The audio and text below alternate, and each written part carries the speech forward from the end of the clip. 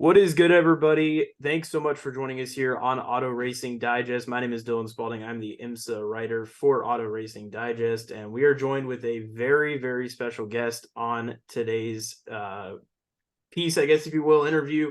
I don't know. We haven't figured out an exact name for this yet. We got to get it maybe a title or something. So sooner or later we'll have one. But we're joined with the driver, the number 25, Rahal Letterman Lanigan Racing BMW in the GTP class in the WeatherTech Sports Car Championship. Also a former 2019 GTLM class winner in the Rolex 24, Mr. Connor D. Phillipi. Connor, thanks so much, man, for taking some time to talk, and excited to have you on. Absolutely, yeah. Thanks for reaching out. Happy to have a chat, and definitely this year has been a fun new era here in IMSA and here in North America. So yeah, it's been a great season, and excited to finish out the year strong.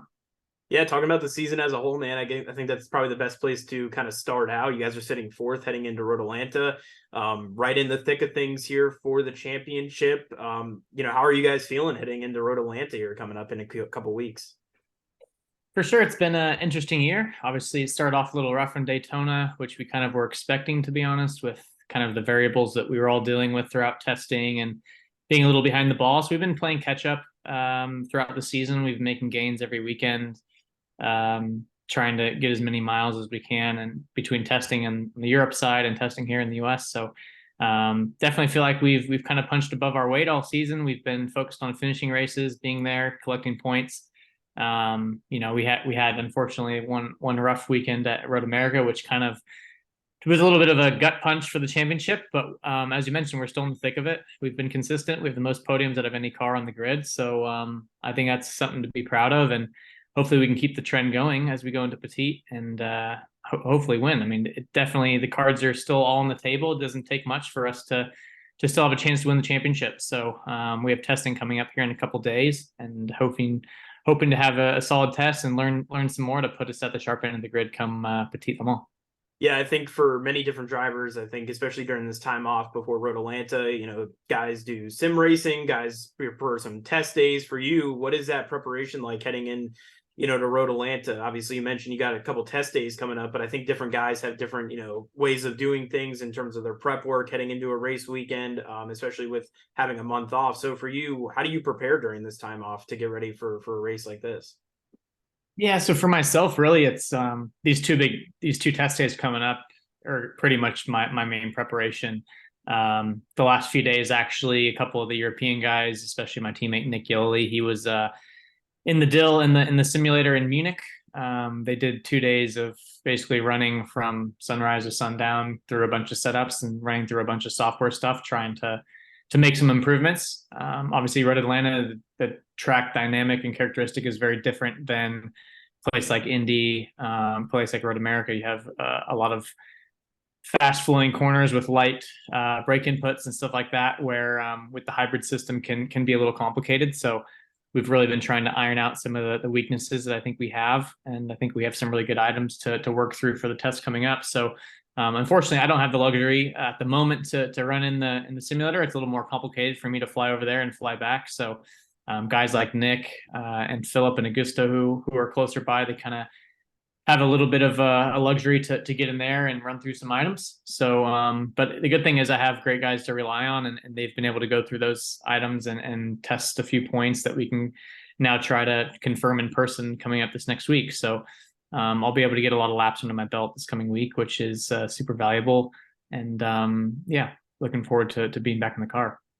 Yeah, with this being your first season too in GTP, and everybody's first season in GTP, it's been a bit of a learning process, I think, for everybody, especially with how complex this car is, and all the different key pieces that go along with it. For you, what has it been like to learn about this car and to learn kind of the ins and outs of it, especially being BMW's first season? They're probably learning it as well as a manufacturer and as a team. So what has it been like to be able to learn this car and kind of grow with this team as the season has progressed?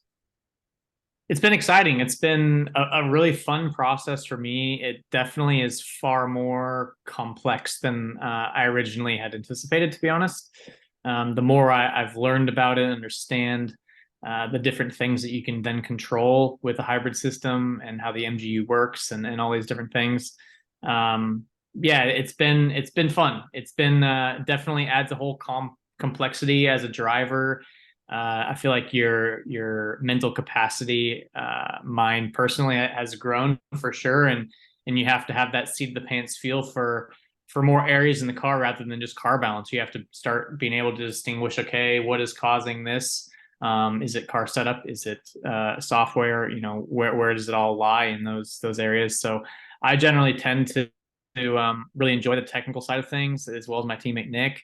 And so it's been a fun process. I really have enjoyed learning more about it, how we can change the systems to adapt in the ways, or at least adjust them in a way that will help me with my driving style and affect car balance, etc. So it's forever evolving. I can't imagine where the car will be in 12 months from now.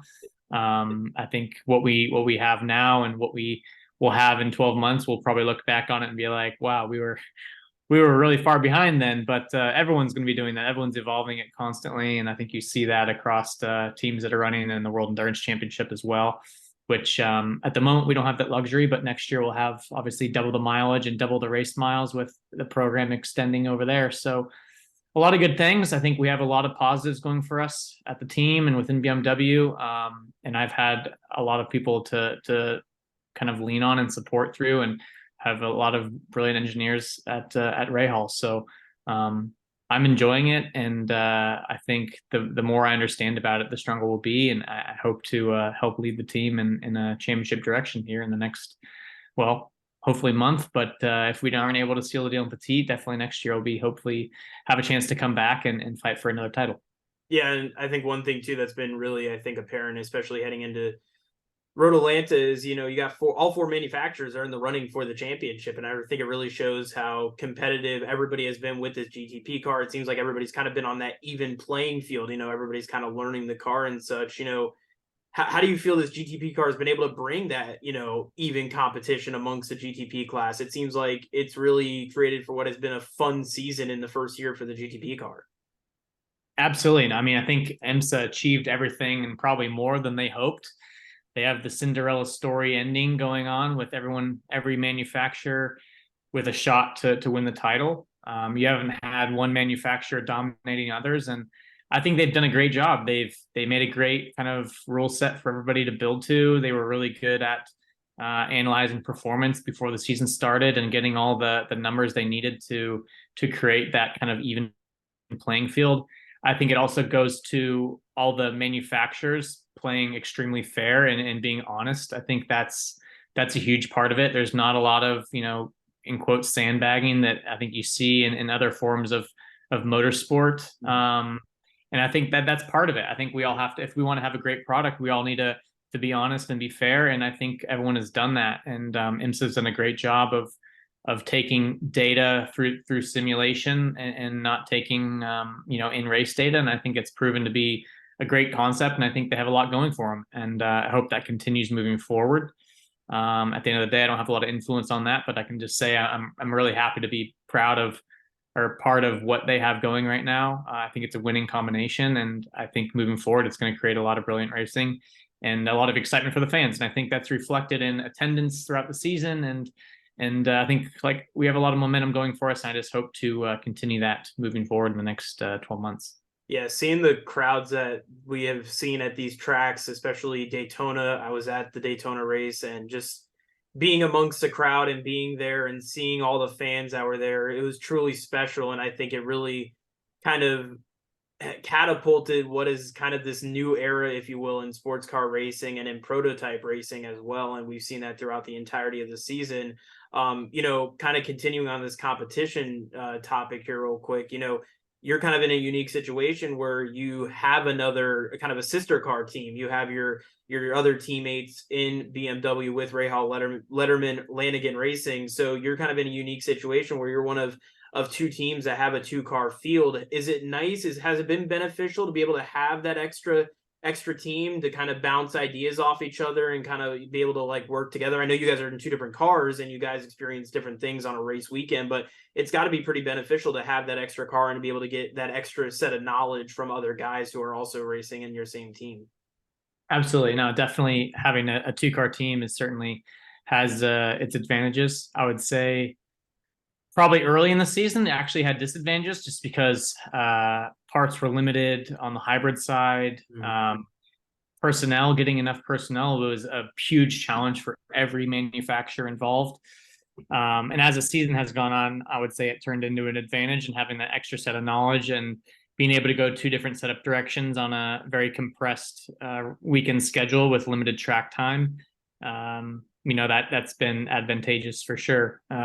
Unfortunately, the 24 cars had a lot of kind of just unlucky all season. They've had just little gremlins all year, and you hate to see that. And obviously having both cars up in the front would be ideal for the manufacturer championship and for knowledge and data.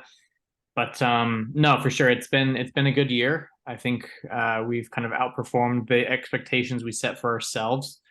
But obviously, as a competitor, you're always adjusting that bar of what you expect. And once you get your first couple podiums and your first win, you then quickly change the tune of, well, podiums would be nice, to, well, we should be able to win every weekend. And that's what we all want, and that's what we all should be pushing for. And if we're pushing for anything less, then we're not here for the right reasons. So we're all pushing for wins and for championships, and that's our goal, regardless of how late we started or where we are now. That's the common goal, and I'll be pushing for that for my team, and I know everybody else involved is doing the same. So excited to continue with two cars next year. I know we'll be doing that, and having an additional two cars in the World Endurance Championship will just kind of extend that level of knowledge. So I'm excited to have that and see where that takes us moving forward. Yeah, how excited are you to be able to have that World Endurance schedule, obviously, as well, added with the IMSA schedule? That World Endurance obviously has had a great season as well. You've seen a team like Ferrari, who's had some success in their first year as a manufacturer in the prototype class. So how excited are you to be able to go over to World Endurance and be able to kind of, get your feet wet in that as well? I mean, I'm excited. I don't believe there's any plans for me to be part of the World Endurance Championship, but to have two additional cars running is a big deal. Yeah. It means double the amount of testing. So we've been kind of hands tied behind our back, if you want to say, with Porsche, Cadillac, and the others having entries in the World Endurance Championship. They're able to have two separate testing allocations. So any of the testing we wanted to do in Europe for the season comes out of our IMSA allocation. So although we would like to be testing here in America, we'll run out of days. So we had to allocate handfuls of days to the European side, where ideally we'd be testing here in the US while the others were. But we weren't able to do that, unfortunately, just with the situation that we had, having only one entry here. So that's been a little bit of a disadvantage for us, for sure. But equally, that shows how well we're performing, because if we're able to show up at Indy against guys that have tested there for 6 days or 7 days when we only tested there for 2 days, and we're able to be kind of best of the rest, if you want to say, last weekend, I would say that's pretty good. So it just goes to show next year, when we're on that even level playing field and able to test more and be even much more prepared coming into a race weekend. I'm super excited to see where that takes us, and I'm confident it'll be even more of a performance advantage for us next year. So yeah, just in general, super thrilled with the season so far, and always pushing for more, obviously. You mentioned obviously winning, and you were able to get a win this season at Watkins Glen under obviously some circumstances. Porsche Penske had that penalization, but you guys were still able to get the win in the record books. It's going to go down as a win. When you heard the news that you ended up winning the race and you guys got the victory there, and that was BMW's first prototype victory, which is a big deal, obviously, for the manufacturer and for the brand. What were the emotions for you, man? I mean, first year in GTP, able to grab a win at probably one of the most iconic tracks on the schedule. I mean, that has to be a big deal. And you've been in BMW for a couple of years now. So to be able to win in BMW, and obviously you've had success in the past in the GTLM, GT Pro classes, but to be able to win in the GTP class first year with all the factors going along with it, that had to be pretty special for you guys. Yeah, it was very special. It still was. It was a big roller coaster. Obviously, 6 years with BMW now.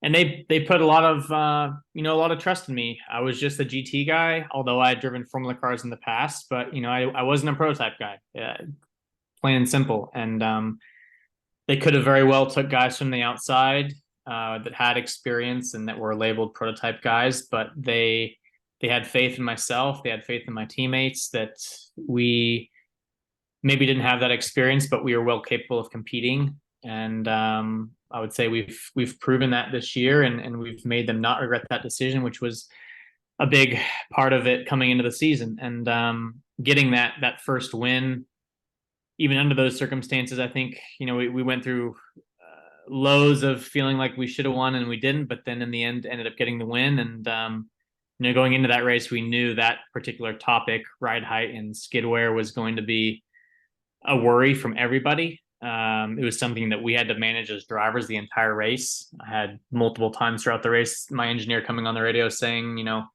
stop using exit curves. We can't use exit curves. We're going to wear the plank too much. And we played it smarter than the others. And so I don't feel bad, or I feel like we definitely 100% deserve that.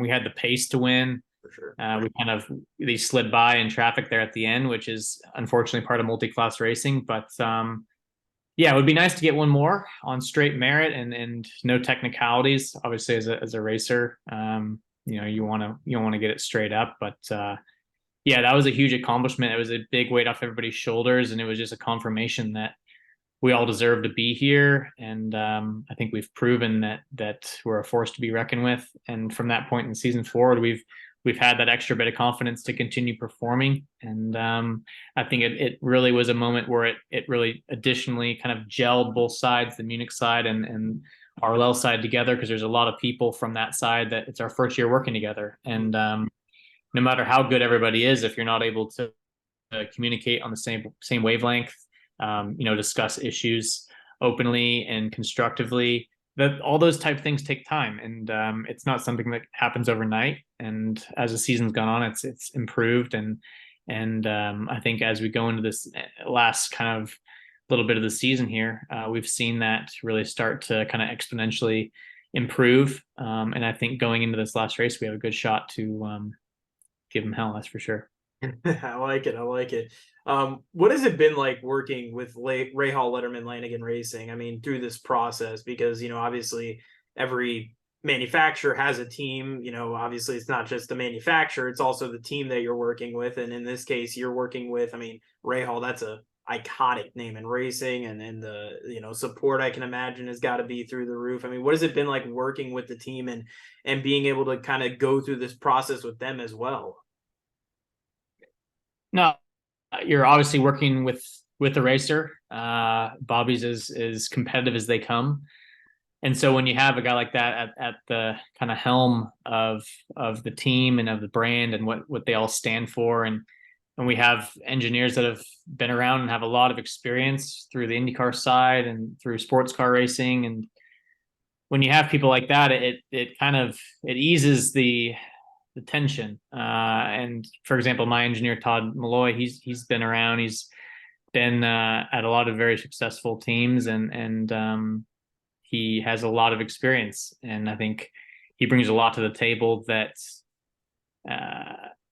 other teams that maybe don't have that big name have. So it's been a huge benefit. Obviously they expanded and built a new workshop over the winter, which was a big kind of undertaking. They did a big restructuring on the IndyCar side. And so, again, that was something that had to gel together and had to start clicking. And there was a lot of moving pieces the first kind of quarter of this season that, again, getting those results early on was a big deal, considering all the moving parts still that were going on. So, the good thing is you have people that are super committed to what they're doing. They're spending insane amounts of time trying to improve this car, and I have the most confidence in everybody at the team to continue pushing us in the right direction. And I'm excited to see how we expand next year and where the team goes. But certainly living up to the expectations is something you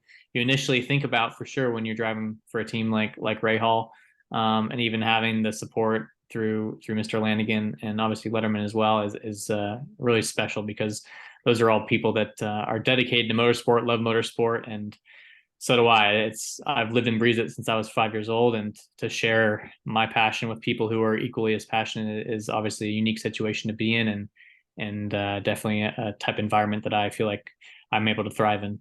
Yeah, you mentioned you've been racing since 5 years old. You're only 30 years old. You're one of the younger drivers actually on the grid. But you've been racing for years. You're basically, I mean, you are a veteran in the sport in terms of all the racings you have done over your career, from Star Mazda to Porsche Carrera Cup. I mean, you've done a little bit of everything. How have you been able to grow in racing just through all the different stops along the way? And you've done a little bit of everything.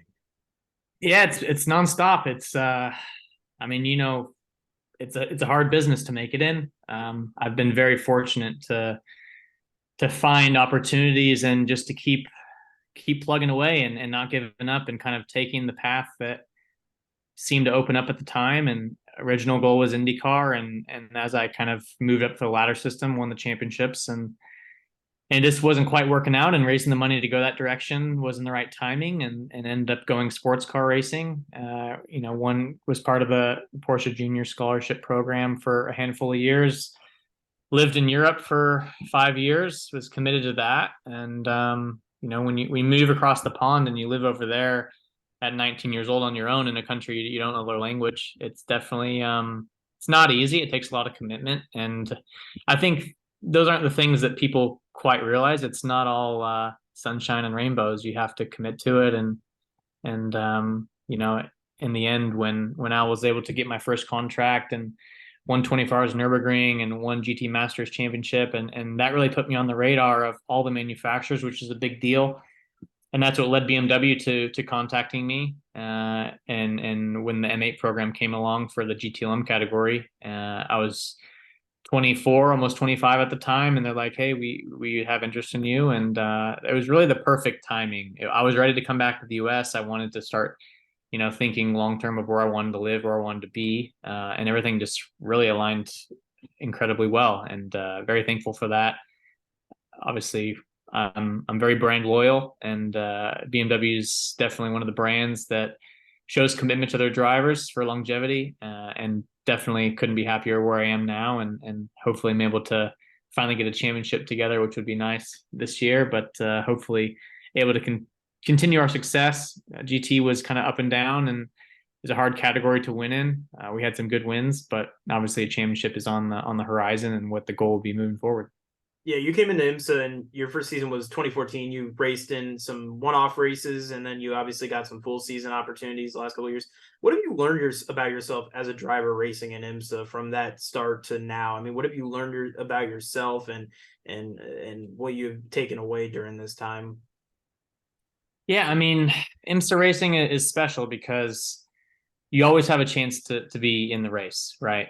If you have misfortune early on, you get the wave around. You have a lot of the way it's structured lends itself to always having a shot, whether you have a good enough car, whether you had bad luck, whatever the case might be. So it definitely teaches you to never give up. You always go into a race with the mindset that let's go win this thing, even if you think maybe you don't have the performance. There's always a way that you can try to put yourself in position to win, whether that be on strategy, whether that be how you drive the car from the driver's perspective. So from that standpoint, it's great. I would say more specifically, the M8 in general made me a much better driver. It was a very difficult car to drive and be fast in. And I've had this conversation with Augusto Farfus. I mean, he's been around forever. He has far more experience than myself, and an incredible driver. And to be quick in the M8, you had to be so precise, and you had to do everything right, and you had to get the car in the perfect window. And that made you so in tune to what you're doing as a driver that I feel like that car elevated myself as a driver big time. So I wouldn't say that's not necessarily IMSA specific, but that's something that obviously kind of is for me because that's the car I drove in IMSA. So I would say the last 3-4 years driving that car really paid dividends as far as my development, and being able to work with the people that I had the opportunity to work with the last handful of years. Like my engineer that I currently have taught me a ton about car setup and philosophies, and even just little things, being able to like drive over and watch a shaker rig test. Like I've never seen a GT car on a shaker rig, like sitting there all day. It might sound boring, but I was super like enthralled by it. And even my engineer's like, you're probably the only driver I've ever seen come here and sit all day and watch the car bounce on a shaker rig. But I don't know. I'm just kind of a student of the sport, and I enjoy those type of things. So having the opportunity to be part of that has elevated myself, and I feel like contributes to who I am today and what I'm able to bring to the table. Yeah, and during this process, man, you've raced with so many great talents as well. I mean, obviously through your Star Mazda and your Indy Lights days, if you will, and then obviously Porsche Carrera.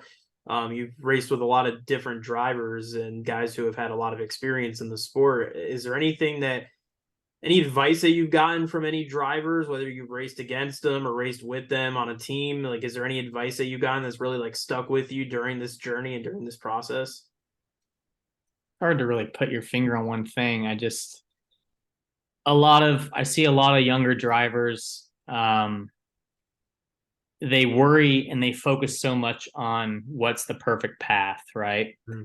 And I think the story of my career is there is no perfect path, but whatever path you choose, you have to commit to it and focus on being the absolute freaking best at it.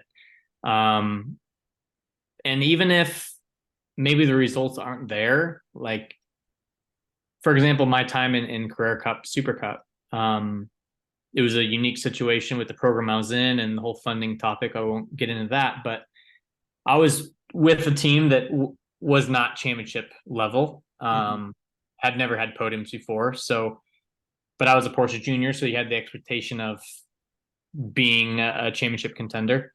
And at that time, like my first year in sports car racing was I went from being a Formula car guy, going into sports cars, going to a country I'd never been to, at all new tracks.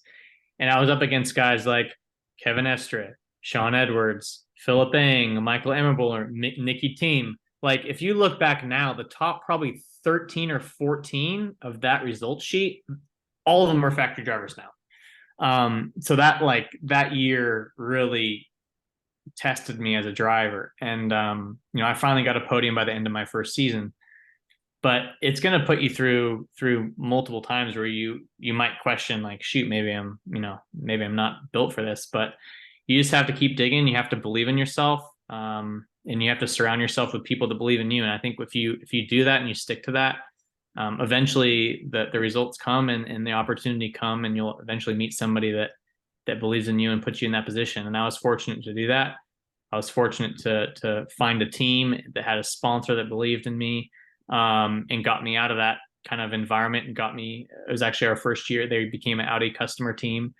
And straight out, we won the championship, and we won 24 Hours Nürburgring, and that's what really set it all off. So, if I judged my own performance on my Carrera Cup days, I probably would sit here and at the time, like, maybe I'm not good enough. But as soon as I got myself in a different situation, I was suddenly a championship winner and 24 Hour Nürburgring winner, which is, in my opinion, the hardest endurance race to win in the world. So I think just being tenacious, being encouraged to always be the best version of yourself. And again, surround yourself with people that believe in you is probably the most critical part of making it in the sport.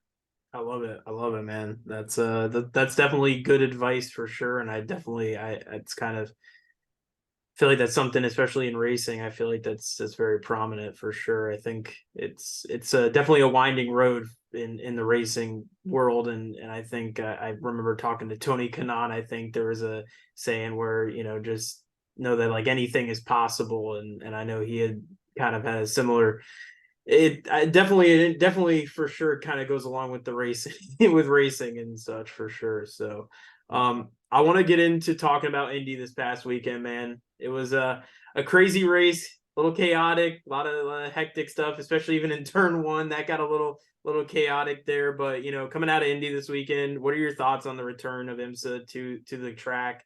It's one of the most famous tracks in motorsports. And how do you feel that the racing will be different for next season? Obviously some incoming changes. You got the 6 hours coming in and being implemented for next season at Indy. How do you feel the racing will be different for next season and that strategy, if you will?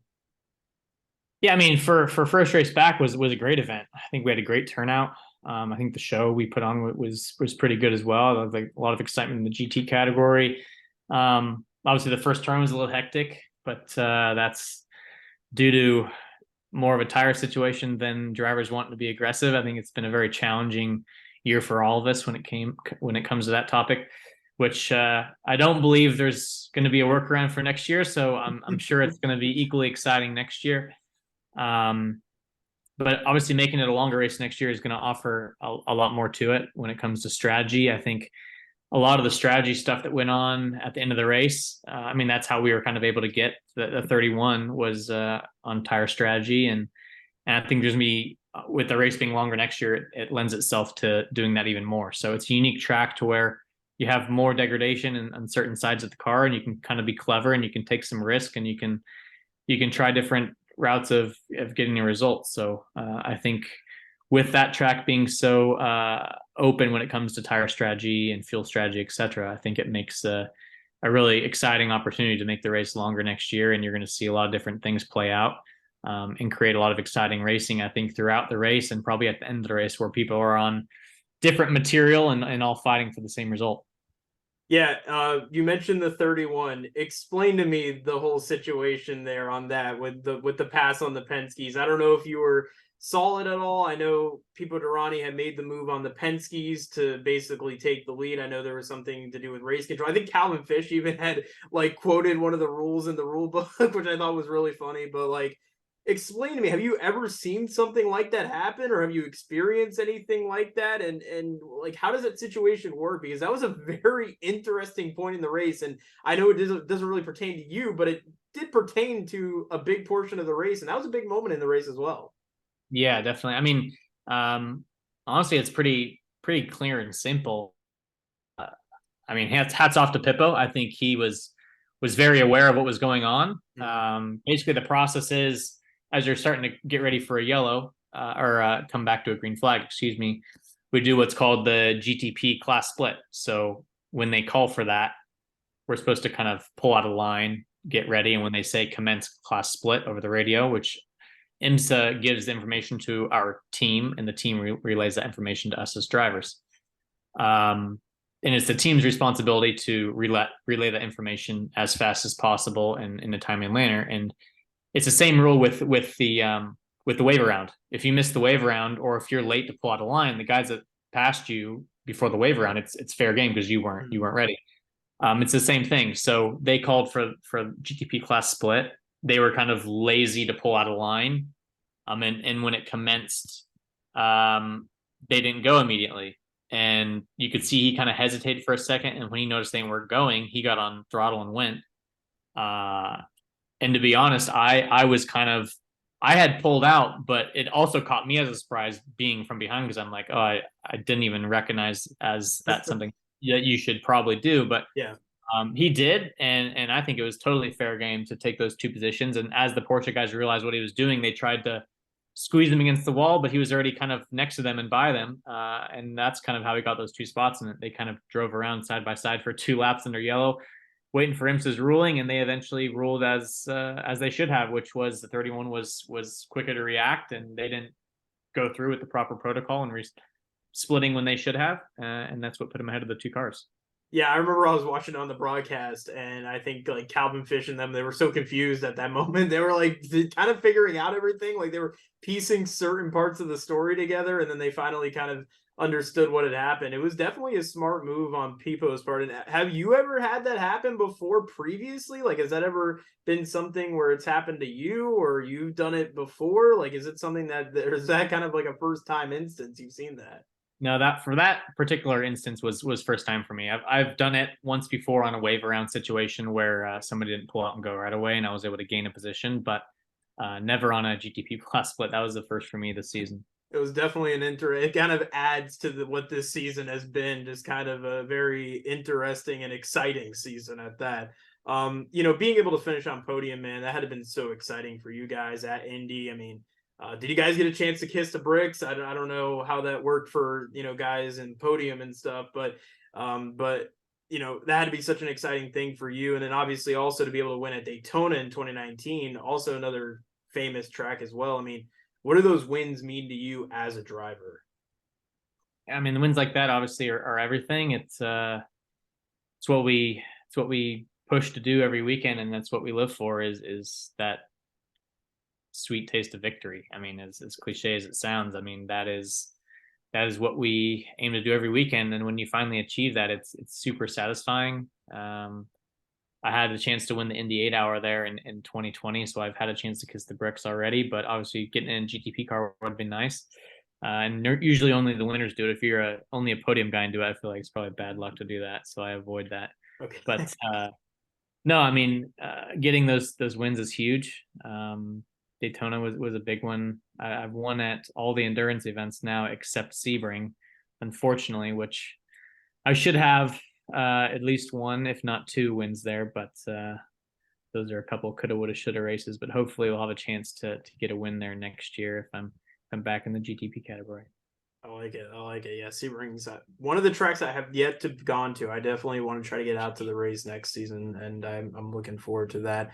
Kind of talking about keeping on Indy, actually. I mean, kind of talking about this race, and looking back at it, I mean, it's obviously a sprint race, and with Daytona, it's an endurance race. The preparation is a little bit different for drivers in terms of, physically and mentally and getting prepped and such. For you, what is that preparation like compared, going from a sprint race and now obviously going to an endurance race? What is that preparation like? Yeah, I mean, preparation is very similar, to be honest. Endurance races these days are pretty much just extended sprint races. You obviously race differently early in the race with traffic, etc. Yeah. But as far as like your effort in the car and your pushing, you're definitely every lap is a push lap. There's in this category, there's no time to relax and there's no conserving equipment and what I mean, unless you're fuel saving or saving tires on a specific strategy, every lap is going to be a push lap, and Road Atlanta is not going to be any different. Like we're going to be pushing every lap. You're going to want to not take a lot of risk in traffic early in the race because you don't want to take yourself out of contention, obviously. But equally, if you're too conservative, you're giving up seconds a lap, and those accumulate over a stint. So it's going to be a lot of risk first reward. I think we're going to be in a position where we can be more aggressive because obviously we need a win. And we need one of the other cars ahead of us to finish third. So ideally, we get our sister car up there and we can pull off a 1-2 in a dream scenario. Now that's very difficult. I think only at Indy was probably the first one for a manufacturer to do that. If you don't include Daytona's situation, but yeah, it's from a driving standpoint, it is a just an extended sprint race where you're pushing. Mentally, it's definitely more draining because you're decision making over the course of the race becomes, I wouldn't say worse, but can be more difficult because obviously the human body can only take so much and your eyes start to hurt and you're focusing at 110% constantly. So luckily we have two other great drivers to share the car with at Petite, and that'll lighten the load for all of us. But with that many cars at this little track, it's going to be a hell of a show, and I think there's going to be a ton of people there for it. So fingers crossed the weather stays good and there's not too much chaos with that and allows for a clean race and an exciting race nonetheless. Yeah, it's truly a fitting way to kind of finish off the year with just so much talent that's going to be on display on in October, and then obviously with again all four manufacturers being in the hunt for the championship and seeing at Daytona all the four manufacturers driving to the green. I mean, that was something special. So to be able to have now all four kind of battling it out for a championship, I think it's going to make what should be a really fun weekend. And, kind of looking at this race, as we mentioned, it's going to be a loaded field, man. You're going to have Joseph Newgarden, who's a, Indy 500 champion just this past May. And then you're going to have Jenson Button, who's going to be racing for JDC Miller. I mean, there's some big names who are going to be racing across the grid in the GTP class. And then even looking into 2024, we got Roman Grosjean, who's supposedly supposed to be racing for Lamborghini, who's coming into the series next year, and Alex Albon potentially, maybe Formula One winner as well. So, I mean, you got a lot of talent coming into IMSA here in the next couple of races. How does having these drivers make you guys who are racing full season better drivers and just, kind of being able to race against these guys and seeing how they race and how they're what backgrounds they come from. Like, how does that make you better drivers as full season drivers? Yeah, I mean, having big names like that obviously adds a lot of depth.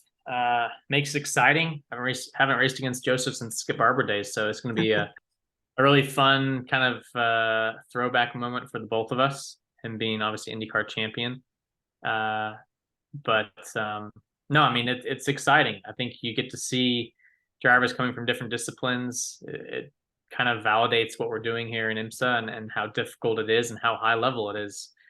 Maybe myself or Yoli or all the drivers in GTP, maybe we don't have the big name like a Button, but I can promise you that the level is extremely high and the cars are extremely difficult to drive. And I think you're going to get the opportunity to see that for 10 hours. And super curious to have a chance to talk with Jensen after he drives the car for the first time and get his initial impressions, because I'm sure it's going to be quite animated. Yeah, I'm definitely looking forward to it. I'm actually supposed to be talking to Jensen here in the next couple of weeks, so I'm looking forward to seeing what he thought of, because I know he had a test like a couple days ago, I think, with Rockenfeller. It'll be interesting to see the best friends, if you will, from what I was hearing from I think it was Shay Adams. She was mentioning on one of the on Midweek Motorsports, and she had said the best friends are back together. So it'll be interesting to hear what Jensen has to say, especially just with all the success that he has done and everything that he's done, especially this year in 2023. But Connor, I got to say, man, thanks so much for taking some time to talk with me today. I want to kind of wrap things up here and close out. Again, we're moving into 2024, 2023 season still finishing out here. So what is next for Connor D. Phillipi? What is kind of any other racing plans coming up even after the IMSA season closes? Any off-season plans, a little bit of traveling? What do you got planned on the schedule coming up here? Yeah, well, we'll have a little bit of winter testing, obviously preparing for next year. Typically, that's the normal end of a season. Usually, you try to do the Sebring and the normal end of the year Daytona test. So that's definitely on the calendar. And really just try to get some solid training in. It's been a busy season. Get some time to spend with friends and family, and yeah, that's pretty much it, man. Try to get some training over the winter time. Go to California and visit my family, probably for Thanksgiving and for Christmas. My birthday's on Christmas, so celebrate that and get ready. Just get ready for the next year, and hopefully be back in GTP ready to fight, and ideally have the championship under our belt. But if not, we'll be hungrier than ever to go chase that down next year. Yeah, you mentioned your birthday's on Christmas, man. How does that work? Do you get the birthday gifts and the Christmas gifts on Christmas? Like, how does that dynamic work? How does that work for you? And when I was younger, we kind of did half birthdays. My mom did it right, did like a little summer birthday, but usually we do kind of a Christmas Eve celebration, which is for Christmas with all the family, and then usually everyone comes over Christmas Day that evening for dinner, and that's more of my birthday. So yeah, it's always a good time of the year. It's my favorite time of the year. My mom always makes some yummy desserts, so have to run a few extra miles each day to burn those off. I love it, man. I love it. Well, man, Connor, good luck the rest of the season going forward. Good luck at Road Atlanta. Hopefully you guys are able to bring it home and bring home a season championship. And again, congrats on all the success this season, and hopefully you have a good race at Road Atlanta, man. Thank you. Appreciate it. Thank you very much. Thanks for having me. Awesome, guys. Again, the driver of the number 25, Rahal Letterman, Lanigan Racing, BMW, Mr. Connor D. Phillipi. Again, thanks so much, man. Appreciate the time. Thank you.